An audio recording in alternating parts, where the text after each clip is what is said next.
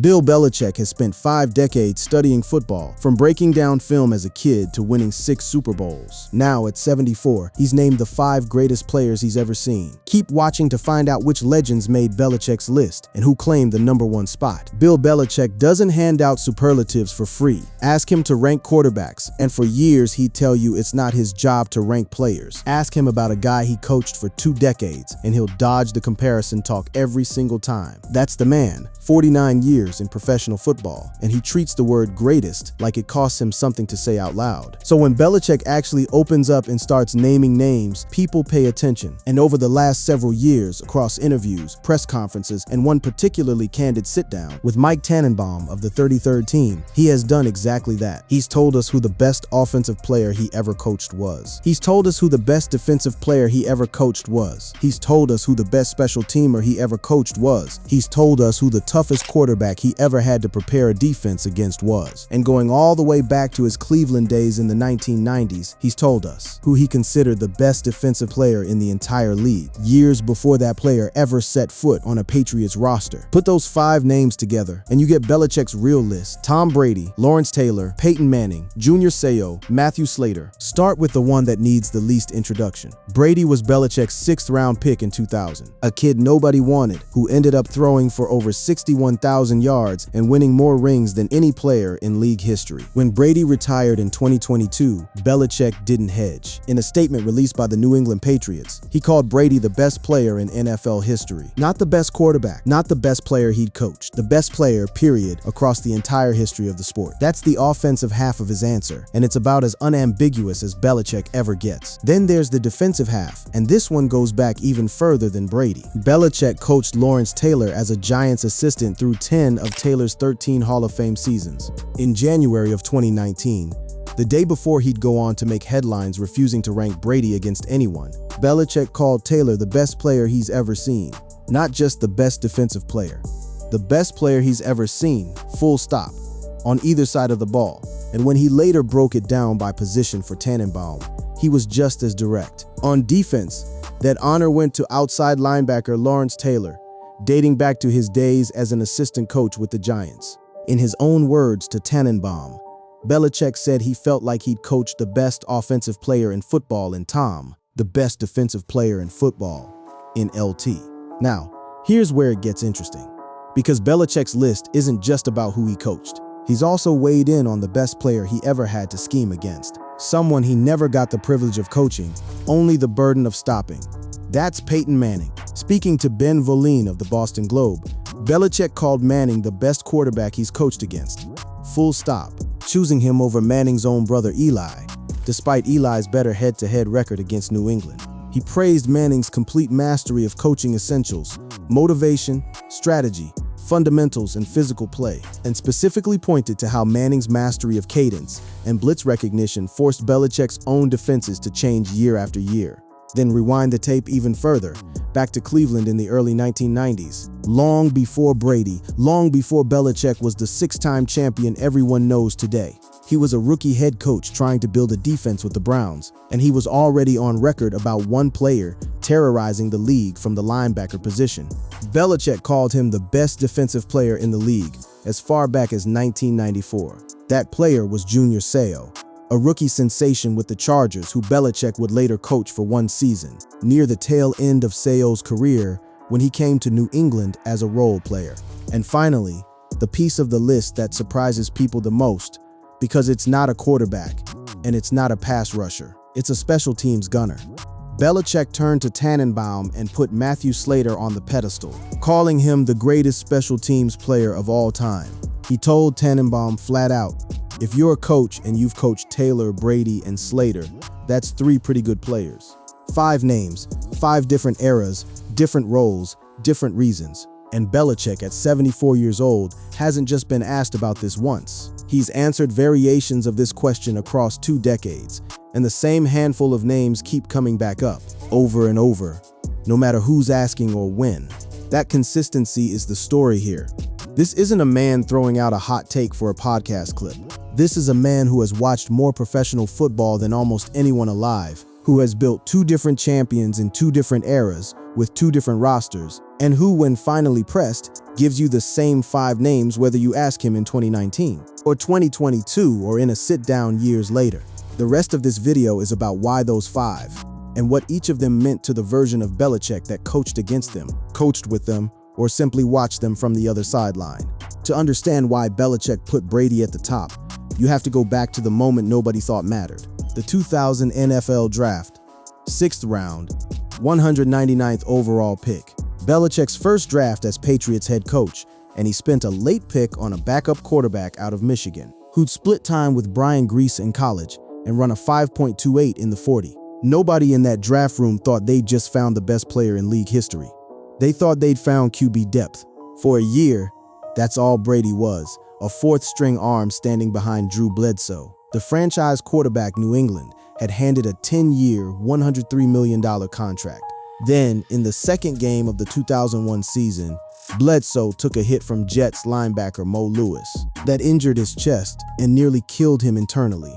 Brady came in, and Belichick, in one of the most consequential decisions of his career, named the Michigan product New England's starting quarterback and stood by him even when Bledsoe had returned healthy. What followed was 2 decades of a partnership that reshaped the sport. Brady and Belichick together played in 285 regular season games, 41 postseason contests, and a record 9 Super Bowl appearances, and their 219 combined wins remain the most by any head coach and quarterback pairing in NFL history. 6 championships, 9 conference titles, 17 AFC East Division crowns. The Patriots didn't just win with Brady under center. They became the standard every other franchise measured itself against for the entire 21st century. But it's easy to forget how fragile that dynasty looked in its early years. The first title, the shocking upset over the heavily favored Rams in Super Bowl XXV, came off the back of a defense that Belichick built himself, with Brady doing just enough to avoid losing games rather than winning them outright. Analysts at the time called it a defense-first championship, with Brady as the caretaker.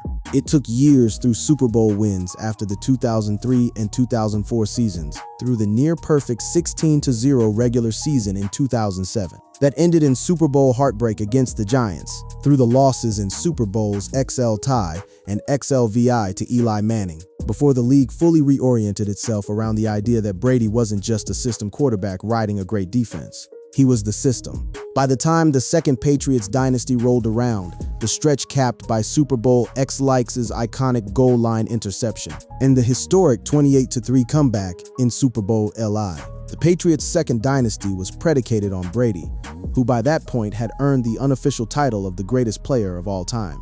Belichick was still building complementary defenses, the group that made the game-saving interception in Super Bowl XLX, and the unit that smothered the Rams to just 3 points in Super Bowl Lied. But by then, nobody was debating who the engine of the operation had become. And then, in February of 2022, one day after Brady announced his retirement, Belichick made it official in a way he rarely does for any player. In a statement the Patriots put out to the public, Belichick didn't hedge, didn't qualify, didn't add in my opinion or arguably. He wrote that he was privileged to have drafted and coached Brady, calling him the ultimate competitor and winner, and stating that Tom's humble beginning in professional football ultimately ended with him becoming the best player in NFL history. He went further, saying Brady consistently performed at the highest level against competition that always made him the #1 player defenses had to stop, and that his pursuit of excellence was something Belichick found personally inspiring. Brady, for his part, returned the compliment within hours, calling Belichick the greatest coach in NFL history on his own Instagram. 2 men who had spent 20 years pushing each other, occasionally clashing behind closed doors according to people close to the organization, closing the book on their partnership by handing each other the 2 biggest superlatives in the sport. It's worth sitting with how rare that kind of praise is from Belichick specifically.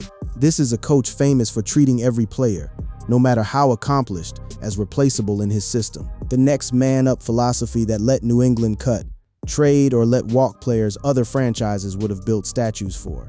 Wes Welker, Randy Moss, Richard Seymour, Logan Mankins, all traded or allowed to leave once Belichick decided their value had peaked. Brady was the one player across 24 seasons in New England that the entire organizational machine bent around, year after year, contract after contract. So when Belichick years later sat down with Tannenbaum, and was asked point-blank about the best players he'd ever coached. Brady wasn't just an obvious answer. He was the answer that required the least explanation. Brady is the most decorated player in league history and is widely considered to be the greatest of all time, even beyond his position. And Belichick, more than anyone else on the planet, had a front-row seat to every single step of how that happened. From the skinny sixth-round pick running slow 40 times to the player who, according to his own head coach, redefined what best player in football history even means. If Brady is the answer that requires no explanation, Lawrence Taylor is the answer that requires you to understand just how different football looked in the early 1980s before you can appreciate why Belichick still ranks him above everyone else on defense. Above Junior Seau, above Ray Lewis, above every dominant pass rusher who came after him. Belichick's relationship with Taylor didn't start in New England. It started in New York, where Belichick spent 12 seasons with the Giants, 6 of them as defensive coordinator under head coach Bill Parcells, and where the Giants won 2 Super Bowls built on the back of a defense with Taylor as its centerpiece. Belichick coached Taylor for 10 of his 13 professional seasons, nearly the man's entire Hall of Fame career, watching up close as Taylor redefined what an outside linebacker was even supposed to do on a football field. Before Taylor, outside linebackers were largely run support players, guys who dropped into coverage and filled gaps. Taylor turned the position into a pure pass rushing weapon, forcing offenses to redesign their blocking schemes around him specifically. The entire modern concept of a dedicated blindside left tackle exists largely because offensive coordinators needed an answer for Taylor. He won Defensive Player of the Year multiple times, an MVP award that's almost never given to a defender, and he did it with a combination of speed, strength, and controlled violence that scouts at the time had no real vocabulary for. Belichick was in the building for all of it, calling defensive shifts, drawing up game plans specifically to free Taylor up, watching him wreck opposing offensive lines on a weekly basis. So when a reporter asked him directly in January of 2019, years after Taylor's career had ended, years after Belichick himself had gone on to build an entirely separate dynasty in New England, Belichick didn't reach for a modern name. He didn't say Aaron Donald, who was in the middle of his own historic run at the time. He went back to Taylor, calling him the best player he's ever seen, a claim he made the day before he'd flatly refused to rank Brady against anyone at all, which tells you something about how differently Belichick treats the two questions. Ranking quarterbacks felt to him like a trap. Naming Taylor felt like simply stating a fact. Years later, sitting with Tannenbaum for that same interview, where he crowned Brady the best offensive player he coached, Belichick circled right back to Taylor for the defensive half of the equation.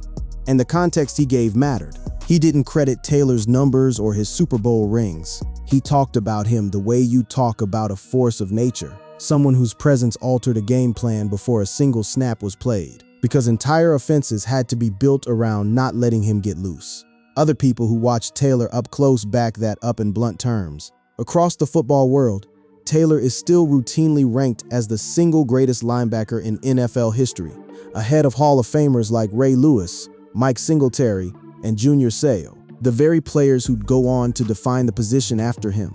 On a list ranking linebackers across NFL history, one writer put it plainly: overall, Lawrence Taylor is still the best linebacker I've seen play, with Ray Lewis ranked second, specifically because Taylor was better at physically taking over a football game by himself than anyone who came after him. Even in the NFL's own 100th anniversary rankings of the greatest linebackers ever assembled, Taylor sat at number 1, with Ray Lewis behind him at number 2. But none of those outside rankings carry the same weight as Belichick's, simply because of how much skin he had in the game. This isn't a broadcaster watching Taylor on television from a studio in Los Angeles. This is the man who spent 6 years as a defensive coordinator, building an entire scheme specifically to maximize what Taylor could do, who sat across from him in film sessions, who watched him practice on a Wednesday afternoon in the pouring rain in the mid-1980s, and understood exactly how far above everyone else on that field Taylor actually was. That's also why it's worth noting how careful Belichick was to separate this answer from every other superlative he'd give. Taylor wasn't the best defensive player I've coached in some soft, hedged way. He was the best player Belichick has ever seen, on either side of the ball, ranked above the quarterback who won 6 Super Bowls with him. 2 different men, 2 different eras of Belichick's career. 2 different answers to 2 subtly different questions. Best player he've coached on offense, best player he's ever seen, period. And Belichick never let those two answers collapse into one. Brady got the best offensive player I've coached title and the best player in NFL history title. Taylor got the best player I've ever seen, an even higher bar, awarded years before Brady had won a single ring, and never walked back even after Brady had won 6. Not every name on Belichick's list belonged to a player he coached. 2 of them, Peyton Manning and Junior Seau, earned their place from the opposite vantage point. As opponents Belichick had to prepare against, study on film for weeks, and try to out-scheme on Sunday afternoons for years on end. In some ways, that makes their inclusion even more telling, because Belichick had every incentive to downplay them. Start with Manning. For nearly a decade and a half, Manning and the Colts, and later the Broncos, were the single biggest obstacle standing between Belichick's Patriots and the postseason success they wanted. Manning-Brady became one of the defining quarterback rivalries in league history. 17 head-to-head meetings, multiple AFC championship games, a genuine back and forth that dominated NFL storylines for years. And through all of it, Belichick's defenses had to find new answers virtually every single season, because Manning refused to let the same trick work twice. When Belichick was finally asked directly to name the best quarterback he'd ever coached against, he skipped right past the obvious sentimental pick, Eli Manning. Peyton's younger brother actually had a better record against Belichick's Patriots, including 2 Super Bowl upsets that ended undefeated seasons and derailed championship runs. But Belichick went with Peyton anyway, telling Ben Volen of the Boston Globe directly that Peyton is definitely the best quarterback he's coached against. It wasn't about the scoreboard. It was about the process Manning put him through every single week leading up to it. Belichick explained exactly what made Manning uniquely difficult. It wasn't arm talent or athleticism in the way people usually praise quarterbacks. It was Manning's mastery of the pre-snap chess match, reading blitzes before they arrived, using cadence and hard counts to draw defenses offside or into leverage he could exploit, and forcing opposing coordinators to install entirely new wrinkles just to survive facing him. Belichick specifically credited how Manning excelled at using cadence and recognizing blitzes, forcing defenses to change and adapt their game plans more than almost any other offensive player he faced. For a coach whose entire reputation was built on taking away what an opponent does best, Manning was the rare player who kept finding new things to do. Then there's Junior Seau, whose inclusion on Belichick's list is the most surprising piece of the entire puzzle, simply because of when it happened. This wasn't a retrospective compliment paid decades after the fact. This was Belichick, as a rookie head coach in Cleveland in the early 1990s, watching a young Chargers linebacker and going on record in real time, calling him the best defensive player in the entire league. That's an enormous statement to make about a player still early in his career, made by a coach who had every professional incentive to downplay opposing talent rather than inflate it. Seau backed it up over 2 decades in the league. He racked up over 1,800 career tackles and 56.5 sacks, was a 12-time Pro Bowler and 9-time All-Pro across the first 13 years of his career alone, and by some advanced tracking, made more tackles for loss than any of his contemporary linebackers, including Ray Lewis and Derrick Brooks. Opposing coaches who watched him up close came away stunned by what they saw. Chiefs coach Marty Schottenheimer once described a single Seau performance as probably the finest performance he'd ever seen by a linebacker, and that wasn't even considered an outlier game by people who tracked his career closely. It just looked like every other Sunday for him. What makes Seau's spot on this list resonate even more is how his story eventually intersected directly with Belichick's own. Late in Seau's 20-year career, after years with the Chargers and a stint with the Dolphins, he signed with New England and played the final stretch of his career as a role player, under the very coach who had called him the league's best defender, back when Belichick was still building his reputation in Cleveland. Seau helped that Patriots team reach a Super Bowl, closing the loop on a story. That started with Belichick scouting him from an opposing sideline, and ended with Belichick actually coaching him in a Patriots uniform. Taken together, Manning and Seau represent something different from Brady, Taylor, and the 2 names still to come. They're proof that Belichick's superlatives weren't just loyalty to players who delivered him championships. He was willing to hand his highest praise to men who spent their careers trying to beat him. A young Chargers linebacker who never won him a single ring, and a Colts and Broncos quarterback who eliminated his Patriots from the playoffs more than once. If anything, that makes those 2 compliments carry more weight than any of the others, because Belichick had absolutely nothing to gain by paying them. The final name on Belichick's list is the one that trips people up the most, because it isn't a quarterback, isn't a pass rusher, and never scored a touchdown that anyone remembers off the top of their head. It's Matthew Slater, a gunner and special teams captain who spent his entire career on punt and kickoff coverage, and who Belichick, without hesitation, called the greatest special teams player of all time. Slater's career looked nothing like Brady's or Taylor's on paper.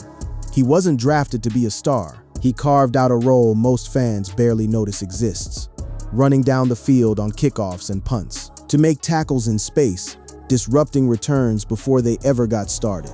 But across more than a decade in New England, Slater turned that role into something Belichick valued. As much as any offensive weapon on his roster, a Pro Bowl regular whose entire value was built on effort, technique, and consistency in a phase of the game most franchises treat as an afterthought. When Belichick broke his all-time list down by Rolf Tannenbaum, Slater's spot wasn't a throwaway mention tacked onto the end.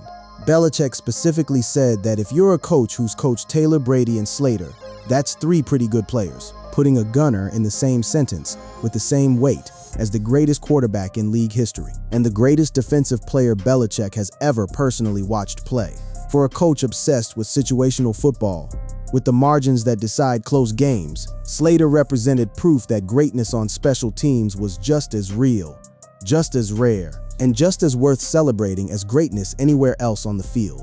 It's a fitting note to end the list on, because it says something about how Belichick actually evaluates the sport, separate from how the rest of the football world does it. Highlight reels, remember touchdown passes, and strip sacks. They don't remember a gunner beating 2 blockers to drop a punt returner at the 8-yard line on a third-quarter kickoff in November. Belichick remembers that. He's built his entire career on remembering exactly that kind of detail. And Slater's inclusion on this list is him telling you, directly, which details actually matter to him. That eye for the overlooked has followed Belichick into the current chapter of his career, one nobody quite expected. After 24 seasons and 6 championships in New England came to an end following the 2023 season, Belichick didn't retire. He took his first ever college coaching job, signing a 5-year deal to become the head coach at North Carolina, walking into a program that hadn't won a conference title since 1980. The move stunned people across football. A man in his 70s, with nothing left to prove at the professional level, choosing to start over completely in a sport he'd never coached before. His first season in Chapel Hill didn't go the way anyone in that fan base hoped. The Tar Heels finished 4-8, and the questions about his age and his future became a near-weekly topic on sports television. But Belichick has faced that kind of skepticism before, and he shrugged it off the same way he always has. Speaking to the ACC media ahead of his second season, he pointed out that being disliked outside his own building was nothing new for him. That's just how it always was in New England, where one region loved him and the other 31 teams worth of fans couldn't stand him. Now in Chapel Hill at 74, he's back for another run at it, telling reporters simply that his team is stronger, faster, and fundamentally better than the group that stumbled through year 1. And running alongside that second act is a piece of recognition that's been decades in the making. Belichick is a finalist for the Pro Football Hall of Fame, with the incoming class set to be announced and enshrined this year, meaning the coach who spent 5 decades on NFL sidelines, who won more Super Bowls than anyone else standing on a headset, is on the verge of getting the sport's highest individual honor, while simultaneously grinding through Saturdays in college football, a level of the game he'd never coached at until his 70s. That's the strange, layered position Belichick occupies right now. He's a Hall of Fame finalist and a rebuilding college coach at the same time. He's the man who coached the greatest player in NFL history, and the man currently trying to teach freshmen how to run a route tree. And somewhere in the middle of all that, between franchise-defining championships in New England and 4-win rebuilding seasons in Chapel Hill, he's the same person who, when finally asked, gave 5 honest, specific, hard-earned answers about who actually belongs at the top of the sport he spent his entire life inside of: Brady, Taylor, Manning, Seau, Slater. 5 names, 5 different reasons. And one 74-year-old coach who watched all of it happen up close, still out there on a practice field today, still trying to build one more team worth remembering.